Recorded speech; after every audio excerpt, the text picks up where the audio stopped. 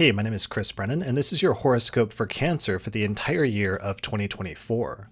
So let's jump right into it. So, the main keywords for you this year are career, home, family, beliefs, friends, enemies, and money of others. So, in the rest of this forecast, I'm going to expand on and explain why I chose those keywords for you, and we'll sort of dive into them more. But I wanted to get to the point right from the start. All right, so let's start with our very first thing this year, which is I wanted to focus on the eclipses that are taking place in your fourth house of home and family and your 10th house of career. So eclipses represent major beginnings and major endings. So usually it's when one chapter ends and another begins. So these eclipses started last year in 2023, and it opened up a sequence of beginnings and endings when it comes to, on the one hand, your fourth house, which is your home, your living situation, but also your parents and your relationship with your parents, if they're still around. So for many people, this can sometimes represent moving, for example, from one place to another and starting a new beginning in a new location. For others, it can represent a new chapter at home, like a major redesign or redecoration of your home and living situation. In other instances, it represents a major new beginning when it comes to your relationship with your parents and perhaps something going on in their lives. So this should be a continuation of themes that already started to come up last year, but we'll see a continuation and culmination of some of those trends all the way into the later parts of 2024. The other eclipse that's taking place is up in your 10th house of career, so major beginnings and major endings when it comes to career. For some people, this may represent reaching an ending point when it comes to a current job or a current career. Perhaps in some instances, people decide that they're no longer happy with where they're currently at, so they decide to quit one career and to move into a completely different field. So that's going to be a major part of the energy, especially around the March-April timeframe, which is when the Aries eclipse takes place this year. So those are the eclipses. Let's move on to the next section, which is talking about the Saturn transit that's going to be happening, or is already happening actually, in your 9th house. So the 9th house represents one's beliefs, one's education, both political beliefs, but also sometimes religious or spiritual beliefs. And the Saturn transit started last March, and it usually represents a period of challenges but surmountable difficulties when it comes to this area. So in some instances, this means that people start questioning things about certain beliefs that they've had about the world, or they run into certain issues with education, and sometimes this can create a roadblock or a real internal crisis for a period of time. But eventually, through much striving and through focusing on the issue and trying to get through it, eventually you can come to some new realizations and some new levels of security in terms of what you believe about the world and what your general outlook is when it comes to things. So getting stable with this, though, this year is going to be a little bit tricky, because one of the things that's happening is that Saturn is going to conjoin Neptune around the June-July timeframe. And Saturn can represent things that are very realistic, whereas Neptune can represent illusions and fantasy. So there's some sort of tension here where Saturn is kind of bringing some really cold, hard truths to an area where you've maybe had some illusions for the past several years. And the attempt to reconcile some of these things is going to be one of your main challenges this year. So that's why I said nebulous challenges regarding education and beliefs. Some of these trends are going to be heightened, and you're going to see the spotlight really put on them even more so later in the year in September, because we're going to have the first in a series of eclipses that's going to take place, which is going to represent an ending and a new beginning for you in this area of your life. And then that eclipse in September will be the first in a series of eclipses that are going to take place there over the course of the next year and a half, all the way into 2025. So major beginnings and major endings when it comes to beliefs. Sometimes this can also represent travel, interaction with foreign cultures or foreign countries, and other things like that. So let's move on to some of the most positive transits that you have going on this year. The first one I wanted to highlight is the first half of the year. You have Jupiter's transit through your 11th house of friends and groups and alliances. And Jupiter's going to meet up with and conjoin the planet Uranus in May, which is going to represent an opportunity for unexpected growth when it comes to friends and groups and alliances.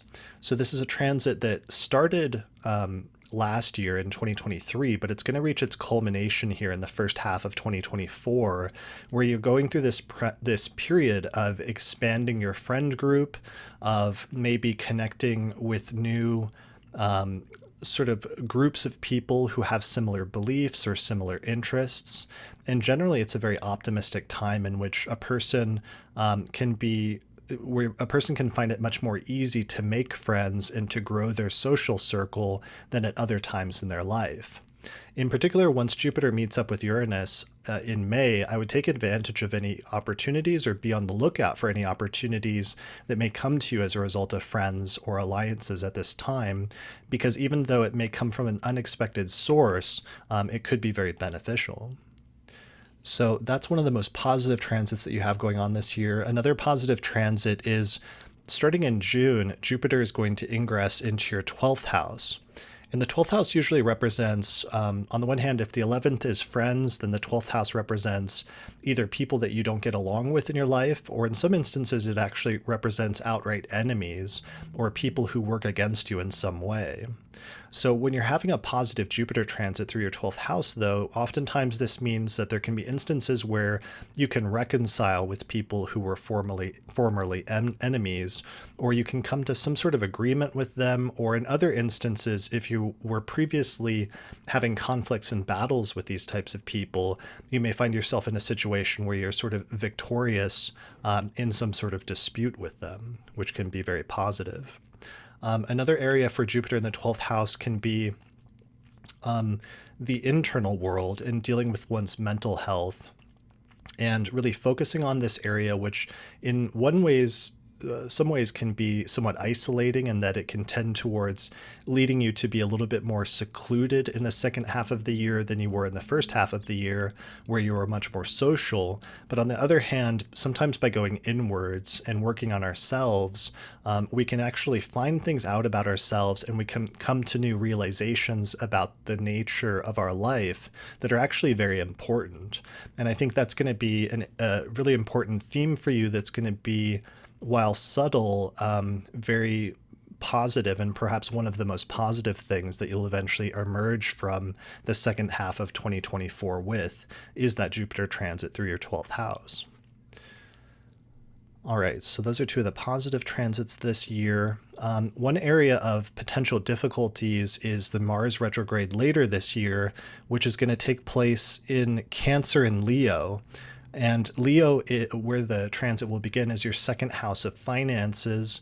And Cancer is, of course, your rising sign, which signifies both your body, but as well also your mind. And more broadly speaking, the first house represents our sense of self, opposite to the seventh house, which represents our relationships. So these two areas are going to be sources of potential tension and irritation for the last few months of the year, basically. So for some people, this may mean that you need to exercise caution when it comes to spending, or when it comes to investing or other financial matters, because a Mars transit through the second house can be a little bit challenging for one's finances. In other instances, when Mars goes back to your first house, to Cancer, that can mean that it can be good to exercise caution and restraint when it comes to your physical body, and to not do anything impetuous or like risky, where you could like risk getting into an accident as a result of doing something off the cuff or doing something that you maybe weren't supposed to be doing. Another side effect of this transit is sometimes when Mars goes through the first house, it can represent a period in which we're more agitated or more irritable than at other times in our life. So it can be good to try to exercise restraint there as well so that you don't initiate conflicts or get into fights with people. Because even little arguments or fights during this time that don't seem that important could blow up and become much larger or much more long-term conflicts if you're not careful. So that's my main piece of advice, is to exercise restraint and caution and try to keep yourself cooled down during the latter half of the year, or I shouldn't say half, the last few months of the year, just because you may feel yourself being a little bit more hot-headed than normal. So that's the Mars retrograde transit. The last transit I want to mention is Pluto is departing from your 7th house of relationships, and it's moving into your 8th house, which represents shared finances and other people's money.